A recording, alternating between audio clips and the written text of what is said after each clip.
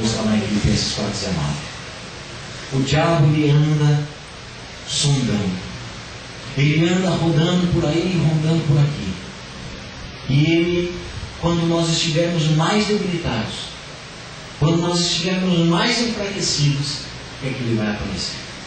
É que ele vai nos tentar. Foi o que ele fez com Jesus.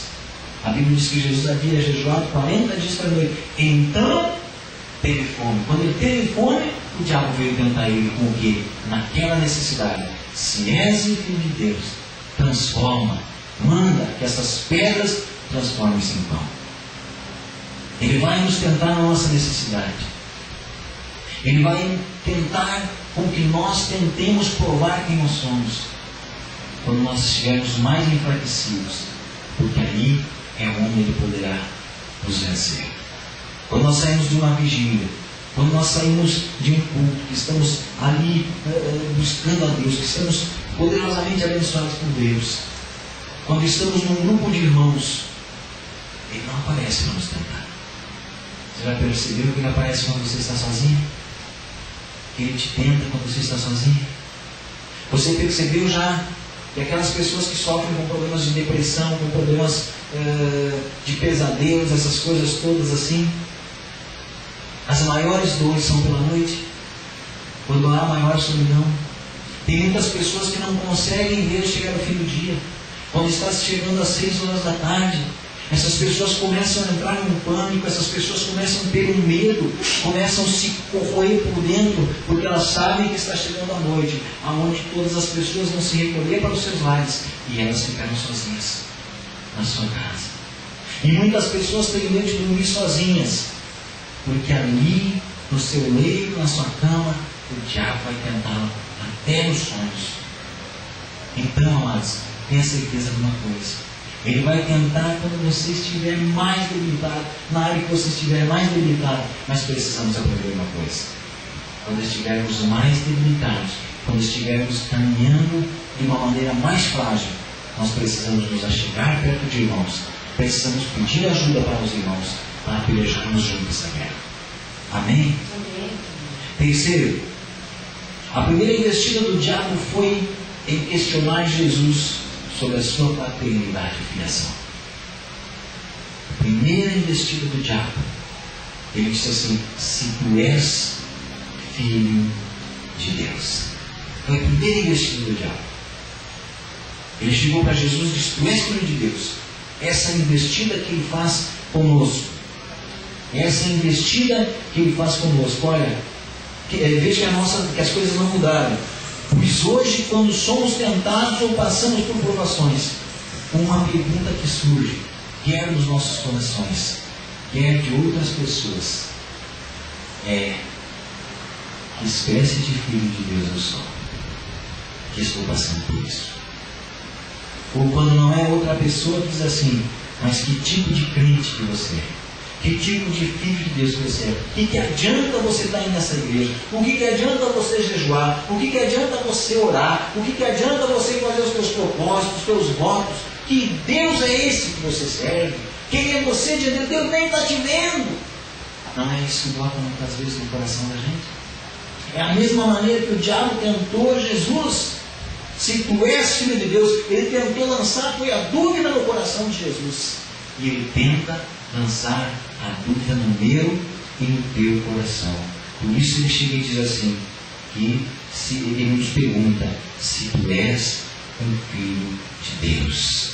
Seremos tentados a ter que provar que somos filhos de Deus com vitórias que apareçam aos olhos das pessoas.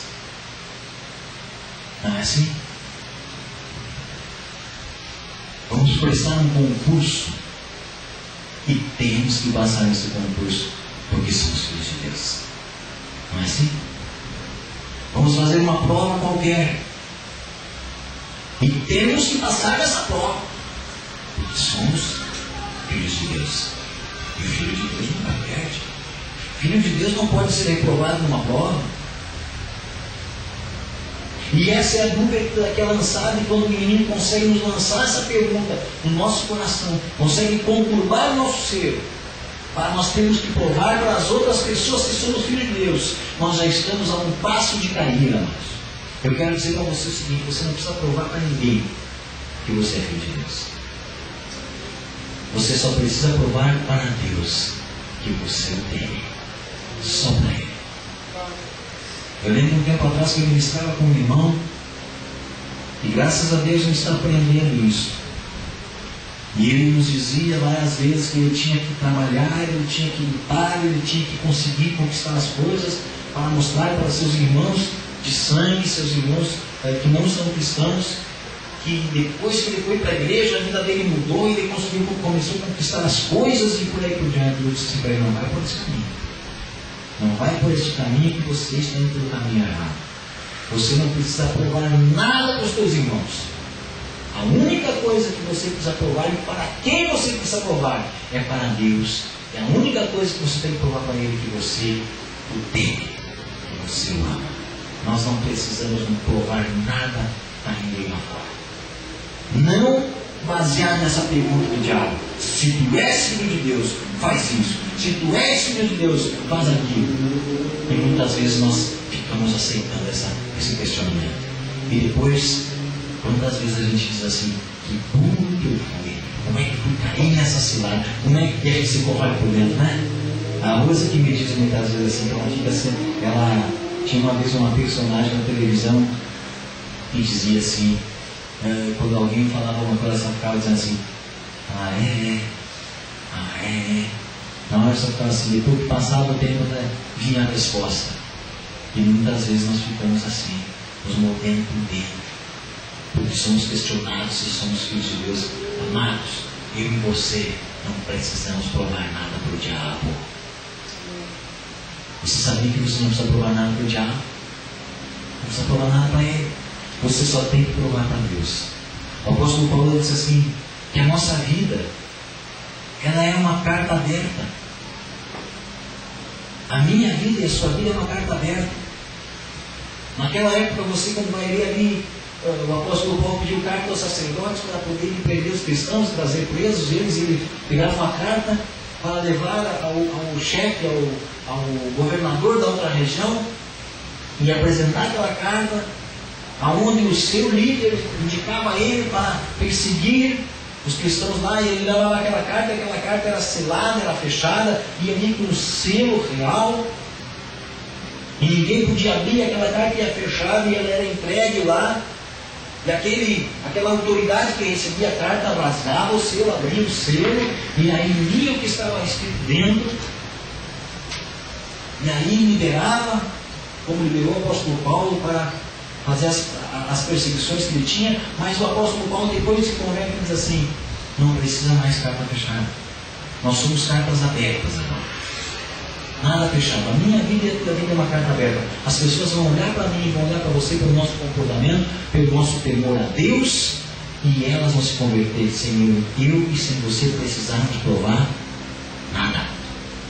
Não precisamos provar nada para as pessoas. Não precisamos provar com um carro melhor, não precisamos provar com uma casa melhor, não precisamos provar dizendo que somos curados a todo instante. Não. Nós precisamos simplesmente provar para Deus que o amamos e o tememos. E você vê que Jesus, ele respondeu usando a palavra de Deus, mostrando para Satanás que o mais importante para nós, filhos de Deus, não é mostrar para os outros o que somos, mas sim saber quem somos e o que a palavra diz a nosso respeito. Você não precisa mostrar para as pessoas quem você é. Você precisa saber o que a palavra de Deus diz que você é. Você precisa saber quais são os direitos que a palavra de Deus dá para você enquanto filho de Deus. Isso é o que você precisa saber. Isso é o que eu preciso saber. O versículo 5, amados. Observemos que novamente esse versículo começa com a palavra então. O diabo percebeu que Jesus não tinha dúvidas sobre a sua filiação. Daí ele resolveu atacá-lo de outra maneira. Tentou convencê-lo sorrateiramente, usando a palavra de Deus, a atentar a Deus em sua palavra. Aprendemos aqui que não podemos pegar versículos isolados e ficar pressionando Deus. Mas sim, precisamos ter um conhecimento de toda a palavra de Deus para permanecermos firmes e vencer as dificuldades.